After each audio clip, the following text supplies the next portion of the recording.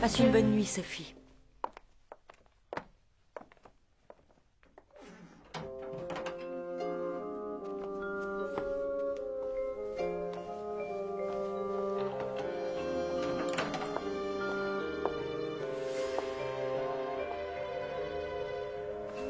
Dors bien, ma toute petite.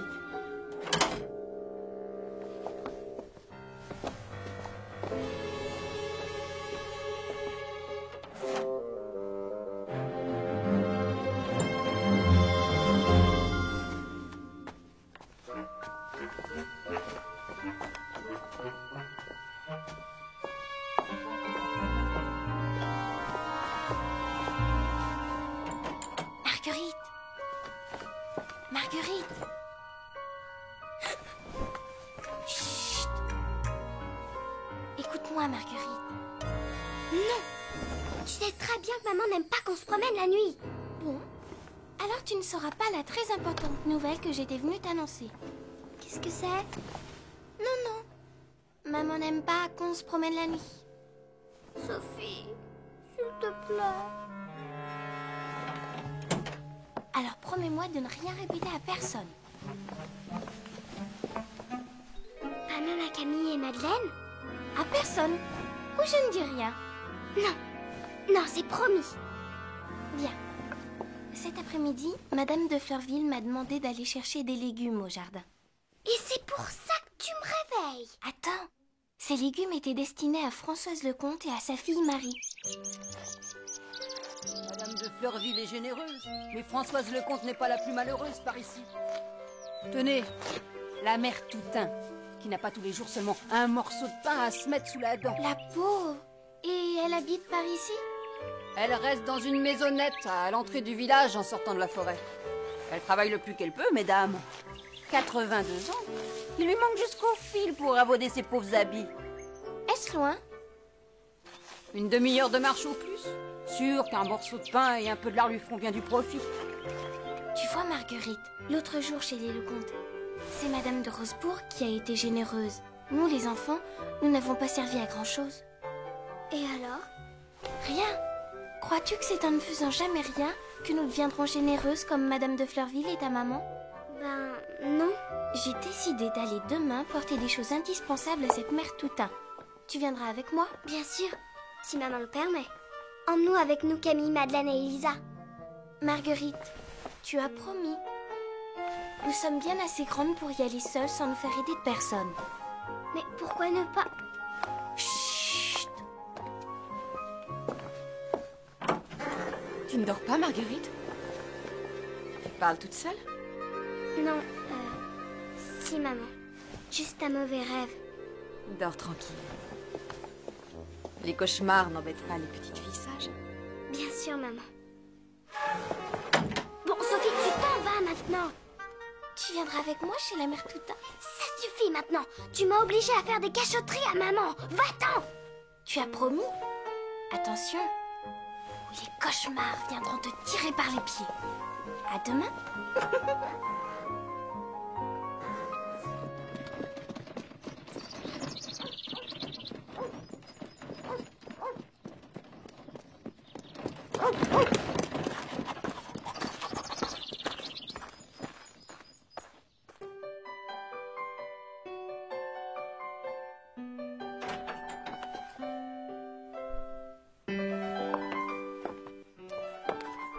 Alors, qu'est-ce que tu as décidé pour la mère Toutain? Laisse-moi travailler. Je ne veux rien faire sans le dire au moins à maman. Alors tout le monde le saura. Et alors? Pourquoi le cacher? Parce que j'ai entendu l'autre jour ta maman dire qu'il ne fallait pas se vanter des services qu'on rend et qu'il fallait se cacher pour ne pas recevoir de compliments. Maman a dit ça? Parfaitement, mademoiselle. Comme 2 et 2 font 4. Bien, Sophie. Et 4 et 4 font 8, pas vrai? Quand vous aurez terminé vos devoirs de calcul, vous viendrez coudre avec nous? Ah oui! Elisa nous a préparé des mouchoirs à ourler. C'est pour offrir demain à Madame Lecomte et à Marie. C'est fini, nous pouvons venir. Marguerite, tu sais bien que nous devons faire quelque chose avec Madame de Fleurville. Quelque chose? Voyons, tu te souviens? Ce que nous devons faire ensemble, toutes les deux. Ah! Oui. C'est vrai, nous devons faire quelque chose, Sophie et moi. Alors à tout à l'heure.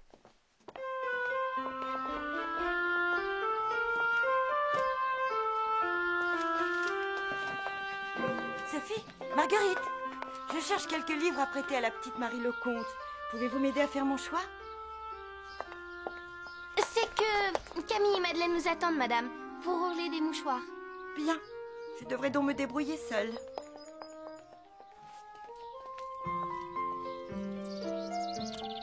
Alors, tu viens, oui ou non? Nous sommes trop petites pour aller toutes seules dans la forêt. J'allais bien plus loin sans mes parents quand j'avais 5 ans. Tu es une peureuse, tout simplement. Moi? Peureuse? Tu as peur de te faire croquer par un loup? Certainement pas. Je sais bien qu'il n'y a pas de loup dans la forêt. Je n'ai pas peur du tout. Partons tout de suite si tu veux. Bravo. Tu es une grande fille, Marguerite.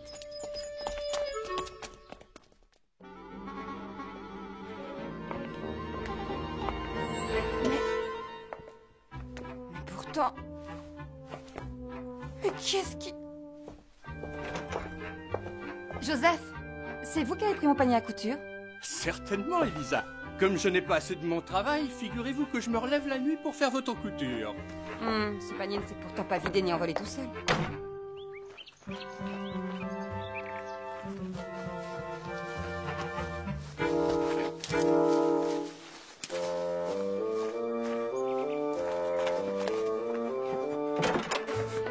Ça alors?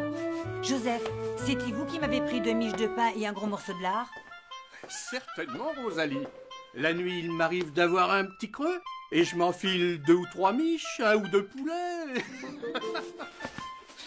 Ils sont pourtant pas échappés tout seuls dans la nature.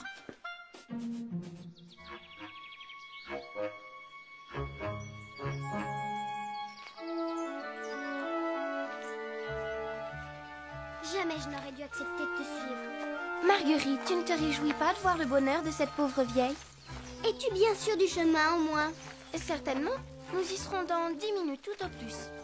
La mère Toutain sera si heureuse de nos provisions. Elle ne voit sûrement pas du pain blanc et du lard salé tous les jours, et aussi des aiguilles toutes neuves et du fil pour réparer ses habits.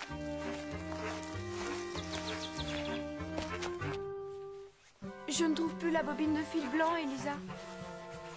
Curieux, je ne vois pas non plus ma grosse boîte d'aiguilles neuves. Marguerite n'est pas ici? Non, madame, elle travaille avec maman et Sophie.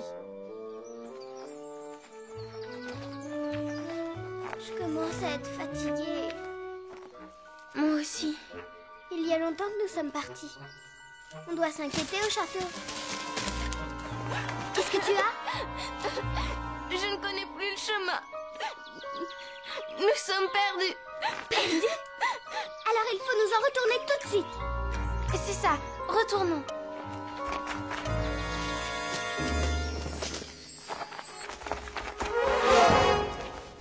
Marguerite et Sophie ne sont pas avec vous? Non, ma chère. Ne cousent-elles pas des mouchoirs avec Elisa? Du tout. Où ont-elles bien pu passer?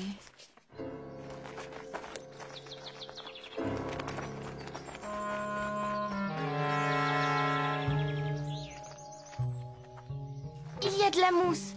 C'est par là. Il me semble qu'il n'y avait pas de mousse tout à l'heure. Si, il y en avait beaucoup. Je crois plutôt que nous avons eu de la poussière tout le temps. Pas du tout, tu as mal regardé. Il y avait de la mousse. En route.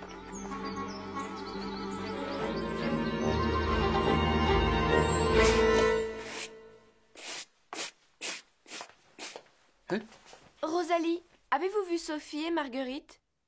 Ah non, mademoiselle Camille. Ah, ça alors tout disparaît dans cette maison. Du pain, du lard, un panier, et maintenant les petites demoiselles. Ah, je vous jure que je n'y suis pour rien. Ce n'est vraiment pas le moment de plaisanter. On ne les trouve nulle part.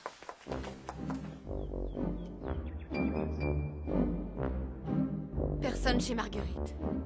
Ni chez Sophie. Elles ne sont pas au grenier. Aux écuries non plus. Personne ne les a vues. Étrange, mon panier manque et les provisions de Rosalie aussi. Elles auraient quitté le château? Cherchons dans le parc. Et le fil? Et les aiguilles? Elles sont peut-être allées chez les Lecomte pour les aider à la couture. Tu as certainement raison, Camille. C'est bien une idée de Sophie. Elle aura voulu leur apporter des choses sans en parler à personne. Et Marguerite se sera laissée entraîner. Oh, puissiez-vous dire vrai. Je cours chez les Lecomte. Nous devrions depuis longtemps avoir dépassé le bout de la forêt. J'ai mal aux pieds. Maman doit être follement inquiète. Pardonne-moi, Marguerite, de t'avoir obligée à m'accompagner. Tu ne dis rien? Tu es gentille de ne pas me faire des reproches. À quoi ça servirait? C'est à ma maman que je pense. Écoute, Un ruisseau. Tu n'as pas soif? oh si, la gorge me brûle.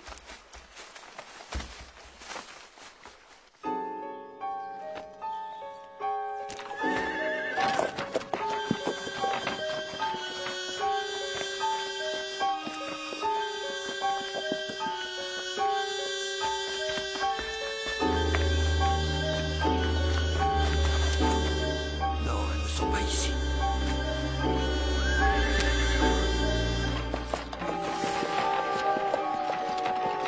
Marguerite!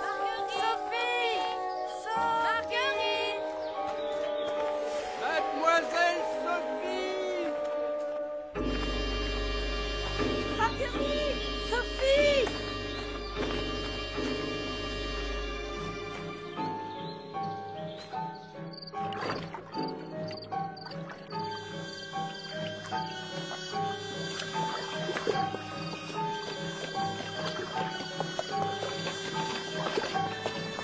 Alors, Martha?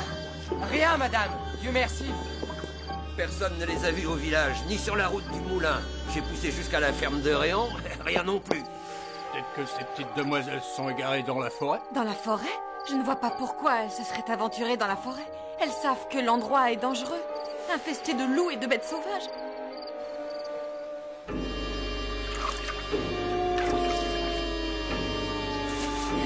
Sophie, c'est un chien, n'est-ce pas? Sûrement. Bon, maintenant il faut regagner le chemin. On doit nous chercher.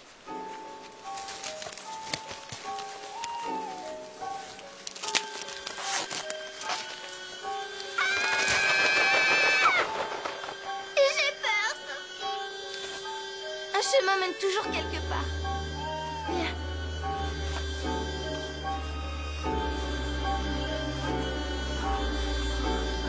Tu entends? Il n'y a quand même pas des éléphants dans cette forêt. Ah, Sophie! Vite!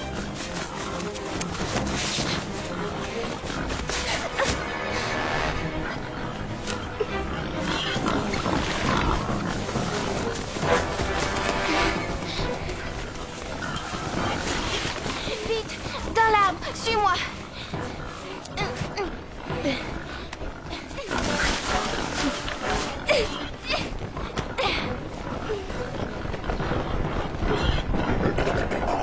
Des sangliers. Un peu plus, ils nous piétinaient. Ils ne peuvent pas grimper jusqu'ici. Hein, Sophie? Bien sûr que non, grosse bête. Attends, chut, ne parle pas. Qu'est-ce que c'est? On dirait un cheval. Tu as raison, c'est un cavalier. Au secours! Au secours! À nous! Il est parti! Ne pleure pas, Marguerite.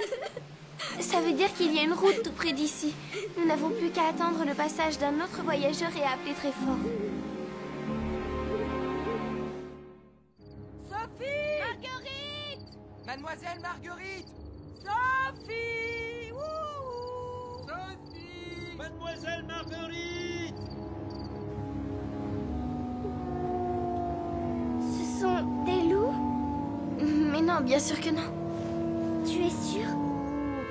Tu en as déjà vu des loups, Sophie? Oui, j'en ai vu un quand j'étais petite. Un jour, je ramassais des fraises des bois dans la forêt. Tu étais toute seule dans cette forêt-là? Non, je n'étais pas seule, mais je m'étais attardée. Je mangeais des fraises depuis un moment quand j'ai entendu un craquement. Oh là là!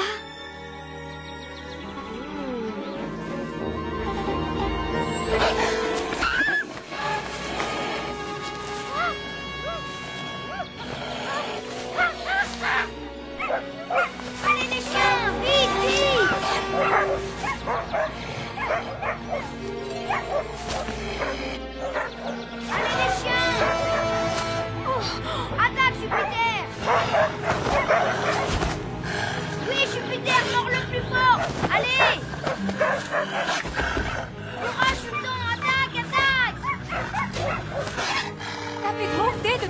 éloignez.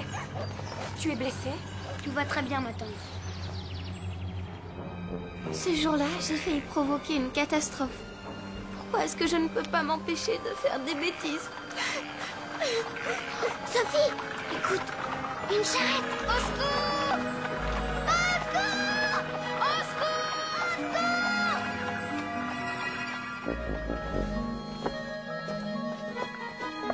Les voilà, madame. Les voilà. Oh, mes enfants, Sophie. Oh, Marguerite. Mon Dieu. Maman chérie! Malheureuse enfant, je te croyais perdue, morte. Mais dans quel état? Vous avez cherché partout, ma chérie. J'étais si inquiète. Maman, pardon. Je vous ai désobéi. Tout est de ma faute, madame. C'est moi qui ai entraîné Marguerite. Elle ne voulait pas venir dans la forêt. Dans la forêt? Mon Dieu. Mais qui vous a ramené ici? Ah, ça. Elles n'étaient pas à la noce, les petites demoiselles, quand je les ai dénichées sur leur perchoir. Je suis Marguerite de Rosebourg, qu'elle me dit. Et voici mon amie Sophie. Comment ça que je leur réponds? Madame de Rosebourg vous laisse aller si loin, toute seule? C'est que nous sommes partis sans rien dire qu'elles me font. Non, non, doucement, ma jolie. C'est que j'ai encore 2 lieues à faire pour m'en retourner chez nous. Attendez donc une minute que madame vous remercie. Oh, il n'y a pas de quoi, allez. Il faut que je file. Votre femme va s'inquiéter. Hélas, la pauvre est morte, ça va faire 4 ans au moisson. Et elle m'a laissé seule avec 3 fillettes à élever. Oh, le pauvre homme. Ah, sûr que ça n'a pas été toujours facile. Mais à présent, mon aîné s'occupe des 2 piottes. Qui êtes-vous et où demeurez-vous, mon brave? Mon Dieu. Et si cet homme ne vous avait pas trouvé? J'étais orgueilleuse. Je voulais montrer que nous pouvions aider quelqu'un toute seule. Nous avons été bien punis. Je te pardonne, Sophie, mais j'ai cru mourir d'angoisse. Sophie! Marguerite! Que vous est-il arrivé? Où avez-vous été? Nous nous sommes perdus dans la forêt. Dans la forêt? Comment avez-vous eu le courage d'y aller toute seule? Nous voulions voir la pauvre mère Toutain pour lui apporter quelques provisions. Mais pourquoi ne pas nous avoir prévenus? Nous y aurions été toutes ensemble. Je suis sûre que vous n'avez même pas dîné. Nous avons bu à l'eau d'un ruisseau. Pauvre petite. Comment se nomme ce brave homme qui nous les a retrouvés? Urel, madame. Un garçon bien méritant. Il est boucher à Aube, à 2 lieues d'ici. Il a dû rentrer chez lui, pensez. Il élève seul 3 fillettes depuis que sa femme est morte. Eh bien, Elisa, puisque cet excellent homme a dû partir, nous lui rendrons demain une visite de remerciement. Est-ce que nous vous accompagnerons, madame? Certainement, Sophie. C'est toi et Marguerite qui l'a secouru. Il est indispensable que vous veniez. J'ai peur de le revoir. Il va se moquer de nous. Il avait l'air de trouver ridicule notre course dans la forêt. Ce serait une façon bien douce de corriger ton orgueil, Sophie. Moi, je crois qu'il ne se moquera pas. Il a l'air si bon.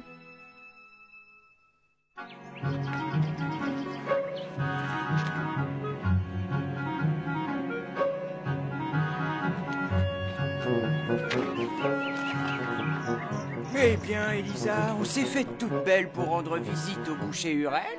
Il faut bien que je fasse honneur à ma maîtresse. Occupe-toi plutôt de la route, Augustin. Ne va pas nous perdre comme ces demoiselles hier.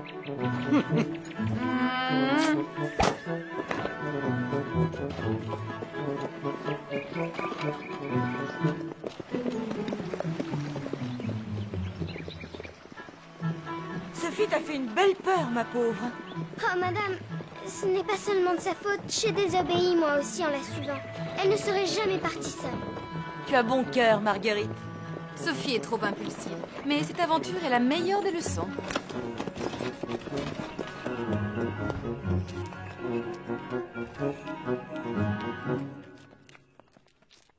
Bonjour, mesdames. Que puis-je pour votre service? Monsieur Urel, nous sommes ici pour payer nos dettes.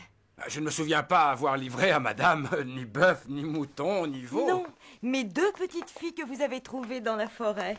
Ah, voilà donc ces petites demoiselles que j'ai cueillies sur un arbre. Je les reconnaissais pas dans leurs belles robes. Victorine, tu veux bien nous apporter des chaises? Alors, remise de vos émotions, mes mignonnes? Sans vous, monsieur Urel, nous serions certainement mortes. Aussi, nous venons vous remercier.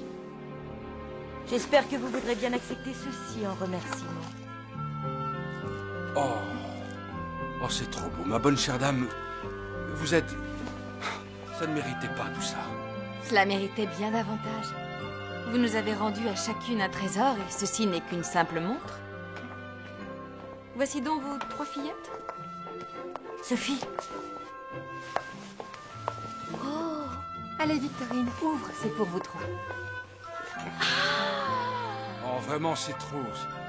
Vous les gâtez trop, mesdames. Et voici une tarte pour toute la famille.